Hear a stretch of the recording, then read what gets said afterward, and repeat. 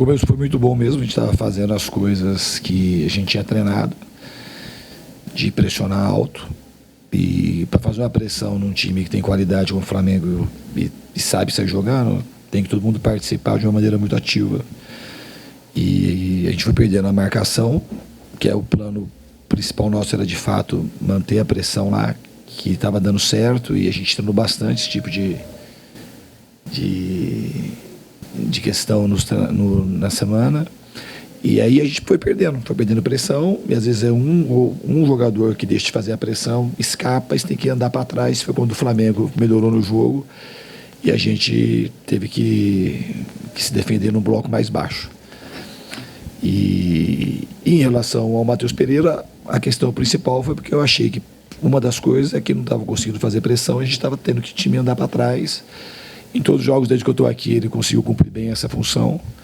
E depois na questão da mobilidade, ele também estava doente esses dias, eu não sei se ele estava nas melhores condições, mas eu achei que faltou assim, intensidade para a gente manter a pressão e de mais mobilidade para a gente conseguir depois ter mais, ficar mais criativo e criar mais oportunidade de gol.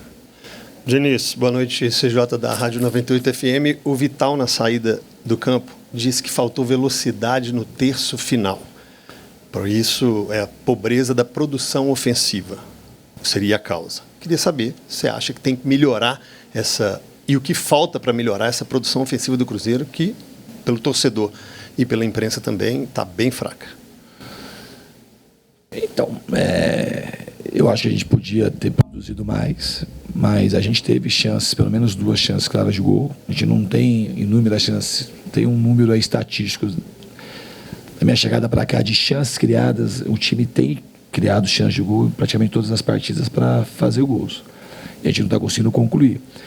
Hoje, quando a gente empurrava o Flamengo para trás, eles souberam se defender bem, e a gente ia ter as nossas chances para fazer gol. A gente não ia ter, até pelo menos abrir o placar, se a gente conseguisse abrir o placar, a gente não ia ter 8, 9 oportunidades. A gente tinha 2, 3 oportunidades, que foi que a gente teve, a gente tinha que saber aproveitar melhor para poder conseguir marcar o gol. Boa noite, Diniz. Vitória Leite, da ESPN. Vou pedir licença para te perguntar sobre um momento que a gente que estava ali de cima da tribuna, a gente conseguiu ver que estava de trás de você, que um torcedor acabou atirando um copo em você, né? Não sei se você estava muito concentrado na hora, não sei se conseguiu perceber o que aconteceu. Sei que pressão é normal, a sua posição, mas especialmente nesse momento, prestes a chegar já numa final, né?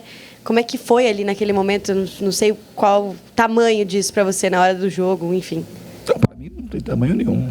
Isso é um problema de quem atirou o copo no campo. A torcida vaiar e xingar, tá sempre no dia, estou preparado, estou aqui para isso mesmo, para quando a torcida estiver insatisfeita, ela cobrar e xingar, não deve jogar nada no campo, porque o time pode ser punido por conta disso, vai acabar prejudicando o Cruzeiro, né? Só isso. Ô Diniz, Rafa Nobre, do Jornal Tempo, FM O Tempo. A gente já conhece o seu trabalho, ele tem uma chancela, né? Tem aquela marca Diniz, que hoje chega a 8 jogos e a gente ainda não consegue ver muito pouco a evolução, nem a classificação para a final da Sul-Americana. Acho que consegue mostrar o que o torcedor espera do trabalho do Diniz. Passa pela sua cabeça uma mudança de rota? O Cruzeiro está a menos de 20 dias aí de uma decisão, das convicções que você tem de trabalho, pensando talvez num encaixe que não aconteceu até aqui, passa isso pela sua cabeça? Então, se você quer uma resposta clara mesmo daquilo que eu penso, eu já falei isso para vocês, os 4 primeiros jogos que a gente jogou aqui, com mais chance de ganhar do que de empatar ou perder. Aí fizemos um jogo muito ruim contra o Lanús, uma partida contra o Atlético Paranaense que não dá para você considerar, e fizemos um jogo muito bom contra o Lanús na partida de volta. Então, assim, o trabalho, se você vai ver se o time está jogando bem, está conseguindo evoluir, está conseguindo produzir. Hoje a gente teve uns 25 primeiros minutos muito bons no jogo. Depois a gente perdeu o encaixe contra um time que é muito bom, embora seja o time que não tá, o time do Flamengo não é o time titular que está jogando, mas o Bruno Henrique é titular, jogou, o Pulgar jogou. O Fabrício Bruno é um jogador de seleção brasileiro, o Davi Luiz é um excelente jogador. É um time muito forte do Flamengo. Então, assim, tem muitas coisas boas acontecendo. E as coisas não vão acontecer de uma hora para outra. Então, senão a gente acha, e eu falei isso lá quando ganhou contra o Lanús, a gente fica analisando o resultado do jogo. Lá contra o Lanús a gente jogou bem, ganhou o jogo, mas a gente tinha coisas para corrigir. Hoje a gente tem coisa para corrigir e tem algumas coisas boas. Esse é um processo de evolução da equipe, de maturidade, tanto tática, técnica, como emocional também. Então é um processo que a gente não vai fugir do processo, as coisas não vão acontecer de uma hora para outra. Eu acho que a gente está trabalhando na direção correta. Acredito que hoje a gente teve uma chance de, depois do jogo contra o Lanús, e da maneira como a gente começou, de ser mais consistente. E eu acho que isso é uma palavra que está faltando para o time, consistência. De seguir melhorando e não oscilar. Porque depois a gente oscilou no sentido de não fazer as coisas que a gente tinha programado para fazer e ceder no campo para o Flamengo, e o jogo acabou ficando mais para eles nessa parte principalmente do primeiro tempo ali. Boa noite para você, Diniz. Aqui, Edivaldo Miranda, da Litoral News. Dentro disso, dessa evolução, a gente observou, pude ver isso também, esse primeiro tempo bom nessa primeira parte. O que você tira de aprendizado para a sequência para o jogo contra o Criciúma? Campeonato muito difícil, uma equipe está ali na parte de baixo da tabela e vai ser no Mineirão, né? A torcida ao favor do time será importante também. É sempre importante jogar no Mineirão, o time está mais habituado, e é sempre importante a presença da torcida. A gente tem que procurar entregar para a torcida sempre o melhor, e jogar bem e procurar entregar as vitórias que a torcida merece, e a gente vai fazer o máximo para que isso aconteça. Farley, Podfute, Diniz.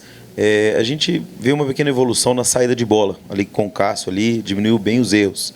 É uma evolução, uma pequena, mas é uma evolução. Mas o meio campo ali, o armar, a jogada, ainda está com... A gente vê nitidamente falhas. E o Cruzeiro, mesmo quando está em bloco alto, tende a cair muito para a esquerda.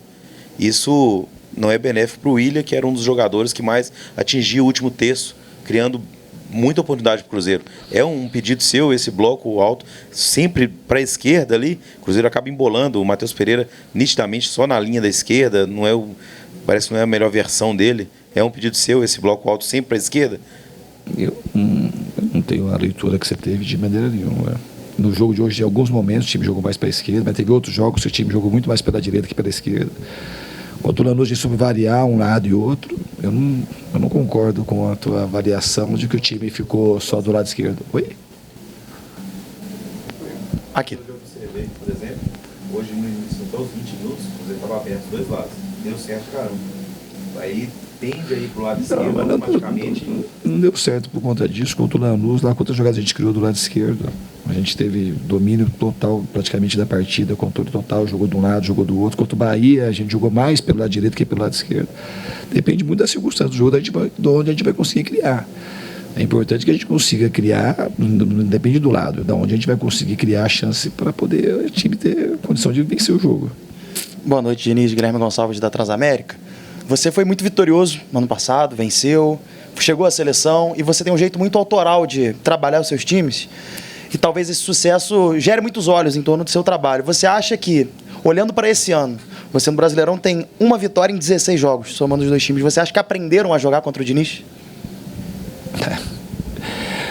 Pô, se a gente começar a ganhar jogos, você vai achar que aí não aprenderam a ganhar. Não dá para analisar resultado. A equipe, essa análise, ela não tem como fazer uma análise dessa. A gente tem que ver o que acontece nos jogos. Você pegar, estudar o jogo e falar o que aconteceu no jogo. O Flamengo conseguiu tirar a saída, uma das coisas que caracteriza meu jeito de jogar, o Flamengo conseguiu tirar a saída do jogo, do time, como a gente sai jogando. O teu colega acabou de falar que teve uma evolução grande de sair jogando. A gente não teve muita dificuldade de sair. A equipe evoluiu na questão de marcar mais alto, Eu estou aqui há um mês e pouco. Não a gente falar do para trás, são equipes totalmente diferentes, momentos totalmente diferentes. Essa pergunta que você faz, ela é recorrente. Tem que ter uma fila, você vai lá para o final da fila. Faz 15 anos que eu sou técnico, essa pergunta ela acontece sempre. Quando o time tem uma queda de evolução, é porque eles aprenderam a marcar os times que eu dirijo. Então isso é sempre, é só perder. A gente não olha o que está acontecendo no jogo, as questões do jogo, de como aconteceram, se de fato a gente está tendo dificuldade por conta de uma questão tática ou não, por conta do trabalho. Mas é só perder ou ganhar que a gente vai fazendo as análises conforme o sabor dos resultados. Boa noite, Diniz. Fábio Velame, GV Esportes. Como é que é para você administrar esse momento do Cruzeiro? Está numa final da Sul-Americana, uma competição importante para o clube, mas também estagnado no Brasileiro, né? O Cruzeiro está a 10 pontos do G6. Não, a gente queria muito pontual, não só hoje, desde quando eu cheguei aqui, até antes de eu chegar aqui.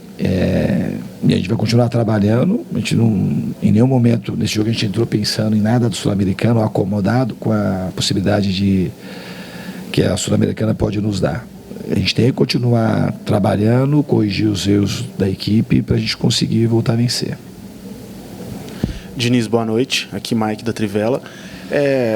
Hoje o Cruzeiro novamente voltou a ter só uma opção ofensiva no banco, né? Um atacante propriamente dito. E os Cruzeiros você chegou a dar oportunidade para alguns jogadores da base nos treinamentos, o Tevez até entrou. O que acontece que esses garotos não são relacionados? É uma questão de prioridade ao sub-20 ou que eles não se encaixaram tão bem lá durante o dia a dia? O que está fazendo você preferir trazer só um atacante do que oportunizar esses garotos? Obrigado. É uma questão daquilo que eu estou vendo nos treinamentos.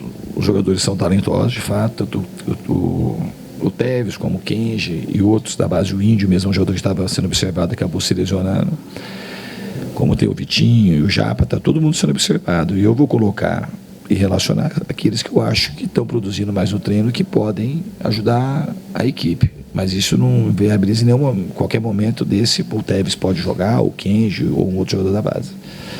Fernando, Guilherme Macedo, do GE. Também nesse aspecto, né, do setor ofensivo, que certamente é um setor mais esvaziado, digamos assim, de opções nessa reta final de temporada. O Rafa Silva faz parte dos planos depois do que aconteceu? Vocês já tomaram uma decisão sobre o futuro dele? Hoje ele não veio porque estava suspenso? Não, ele estava suspenso e também o Rafa Silva está sentindo, ele voltou a sentir a lesão da coxa nos treinamentos, então ele mesmo se ele não tivesse suspenso, ele não ia poder ajudar hoje. Então assim, ele não tem nenhuma, ele faz parte do elenco e está com a gente. Ô Diniz, em cima dessa consistência que você falou aí, da dificuldade, isso está diretamente ligado também a alguns gols que o Cruzeiro vem dando com uma certa facilidade para o adversário. Hoje talvez mais um ali, que o Davi Luiz teve a chance na falta, não foi uma grande falta e a barreira acabou facilitando ali no momento em que o Marlon abre ali o lance? Não, obviamente que a gente tem tomado alguns gols muito evitáveis, não foi só o de hoje. O próprio gol do Lanús, lá na primeira partida da semifinal, o gol do Vasco, o gol do Fluminense, assim, a gente tem perdido ou deixado de ganhar por placar mínimo, 1-0, 1-1, e obviamente que esses gols que a gente tem tomado têm prejudicado também a nossa pontuação na tabela, mas assim, a gente não tem, é uma coisa coletiva, o futebol é uma coisa coletiva e falhas acontecem, a gente está aqui para tentar mitigá-las, minimizá-las e poder potencializar os jogadores para que a gente consiga jogar melhor e conseguir as vitórias. Boa noite, Diniz, que atrás Marcos Botelho, Rádio Montense. Só voltar um pouquinho na parte da produção do seu time, até em um tema que você gosta de falar muito, que é a parte mental. Desde que você assume o Cruzeiro, naquele primeiro jogo contra o Libertad, existe uma questão para a performance do seu time em excelência na característica do Diniz. E existe essa forte pressão desde então do time produzir dessa maneira. Você acredita que essa pressão, tanto da imprensa quanto da torcida, pelos resultados, pela produção do time, tem atrapalhado nessa questão mental dos seus atletas? Não acredito que tenha atrapalhado isso. A equipe ela tem oscilado a produção nos jogos. A gente fez boas partidas. Hoje, por exemplo, teve períodos diferentes do jogo. O começo foi muito bom, depois foi ruim o primeiro tempo, aí a gente tomou o gol no começo do segundo tempo. Eu fiz a mudança, o jogo ficou mais aberto, a gente teve chance de fazer gol, o Flamengo teve chance de fazer gol, ficou um jogo diferente o segundo tempo. Taticamente, o jogo ficou mais aberto do que a gente gostaria pelo fato de a gente ter que se expor mais para tentar empatar e virar a partida. Mas eu acho que mentalmente a gente está aprendendo também a ficar cada vez mais sólido, cada vez mais forte. Eu acho que se a equipe tivesse um problema dessa natureza, a gente teria jogado mal na Argentina e não teria conseguido a vaga. Eu acho que uma das coisas que eu já falei, eu repito, a gente precisa ser mais consistente, tanto na produção quanto nos resultados.